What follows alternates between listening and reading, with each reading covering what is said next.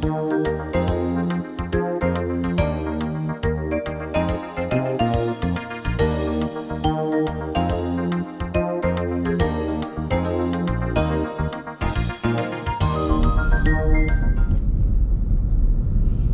hello everybody. How's everybody doing today? And yes, I am back in my car. And for those of you who keep saying she only videos when she's in her car, that's not true. However, with the type of schedule that I have, you got to get it in how you can get it in, when you can get it in, where you can get it in. Okay? I'm just saying. But anyway, I wanted to jump on because I follow a lot of people on social media that either claim to be nonprofit gurus or claim that they can help you with your nonprofit and all sorts of things. And not saying that they can't, and not saying that they're not qualified in their area to do so. But I read something recently about in-kind services, and I wanted to just kind of touch on that a little bit. First of all, what is an in-kind service? An in-kind service is a service that your business can perform for a nonprofit without getting paid for it, right?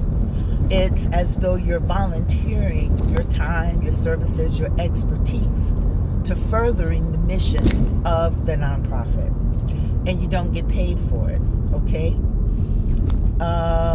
Now, a lot of people are wondering, can I write that off on my taxes? Let me give you an example. Let's just say your nonprofit services the homeless population, specifically homeless African American men, homeless black men, okay? And you are hosting an event, and at this event, you are cutting their hair, helping to clean them up, helping to get them more presentable so that you can assist them with going out there and trying to get various services that a lot of our homeless population may not even know that they qualify for. All right, so you got a day getting the haircuts, okay?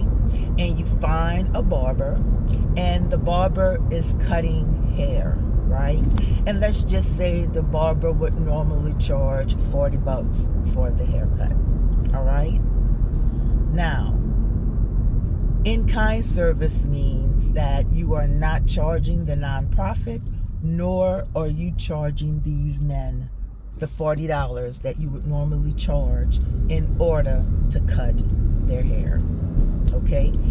And because you are not charging, because this is an in-kind service, unfortunately, the nonprofit cannot write you a letter and stating that the value of the service was $40, and so therefore you can write off the value of the service versus if you were actually getting paid for it.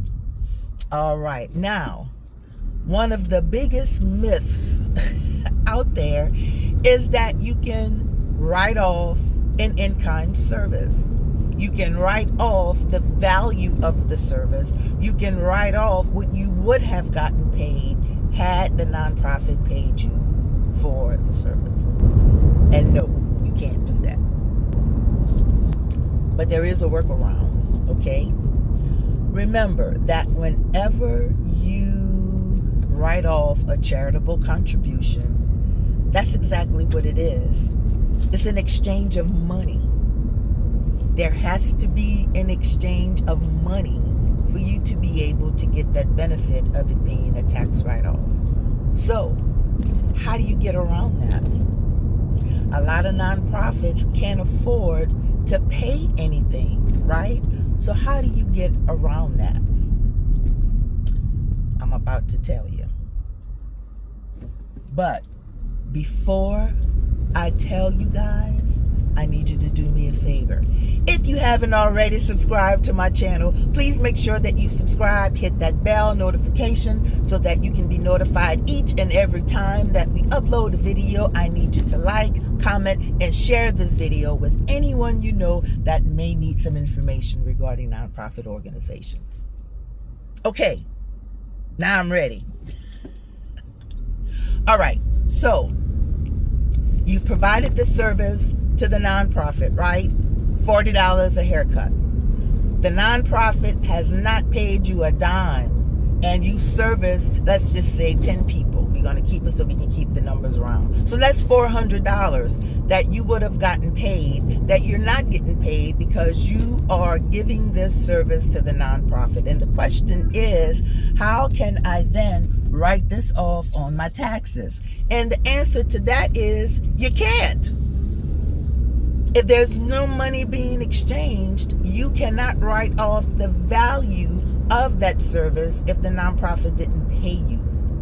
So you cannot write off any in-kind services, okay? Because there was no money exchange. So I've basically just told you how to get around that.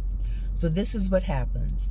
The nonprofit will still pay you for the service that you provided. So if you did 10 haircuts, then the nonprofit is going to pay you $400. Give the money back. Just give the money back because you weren't planning on getting paid for it anyway. So now there actually has been a contribution made. You have given the $400 back to the nonprofit. They can then write you a letter saying, hey, thank you for your gift of $400, and now you can write it off. And I know that that sounds elementary, that sounds crazy, but I'm telling you, that is the only way to get around it. One thing that I do know for certain is that you have to render to Caesar what is Caesar's. Okay, we have to abide by the law of the land. God is not an author of confusion. You have to do it the right way. And remember that if you want to write off this in-kind service, there has to be an exchange of money. So you're going to invoice the nonprofit, allow them to pay the invoice, and then you just give them the money right back. But there has to be payment made. Remember that. There has to be payment made. There has to be an exchange of money. If there isn't an exchange of money, it's still considered an in-kind service. Oh, nobody is going to see that we're doing that. Ain't nobody going to know, I'm going to invoice them and blah, blah, blah, blah. We got the proof of the invoice. Yeah, but you don't have proof of the payment. Payment still has to be made, guys. And whether you understand it and whether you agree or whether you disagree, we're just going to agree to disagree. But I'm telling you the way that you can still write off your in-kind services to a nonprofit. And in a lot of instances, what people do is, instead of charging $40 for that haircut, charge only $20. I mean, it is a nonprofit. Charge only $30. Give them a discount on the price. But however you choose to do it, always remember that in-kind services are not considered a tax deduction because there has not been an exchange of money by either party. So again, if you want to volunteer your services, then yes, that's the only way to actually write it off. Now, let's talk about if you're going to volunteer your time, right? You're not getting paid for that. And guess what?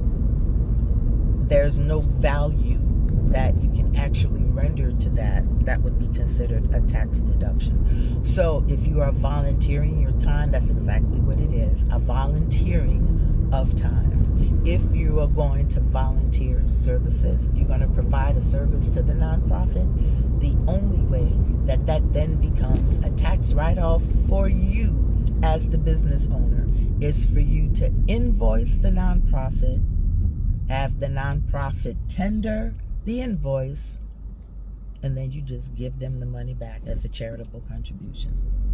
All right, guys, that makes sense?